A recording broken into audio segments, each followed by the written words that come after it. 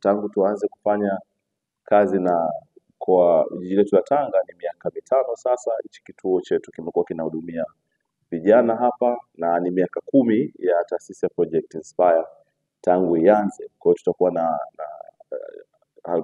shamra shamra za kusherehekea mafanikio ya miaka yote hii ambayo tumekuwa tukifanya kazi hapa. Kwa kweli tangu tuanze hichi kituo miaka mitano iliyopita, moja ya malengo yaliyokuwepo ilikuwa ni kuhamasisha mabinti waweze kupenda masomo ya sayansi au kushiriki kwenye kituo chetu.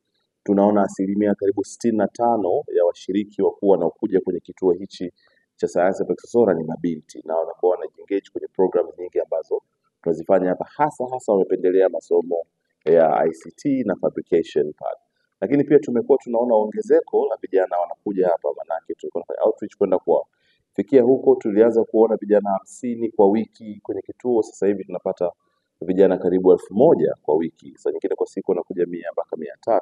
Kituo hiki kimekuwa kikichochea na kuibua ari kwa watoto wetu katika ujifunzaji wa masomo ya sayansi, kwa maana ya hiyo STEM ambayo ni science, technology, engineering na mathematics, wakiwa katika umri mdogo kabisa, kwa kuwa kituo hiki kinapokea wale watoto kuanzia madarasa ya chini kabisa mpaka sekondari. Mpaka sasa wameweza kuwafikia watoto au wanafunzi wapatao 35,000.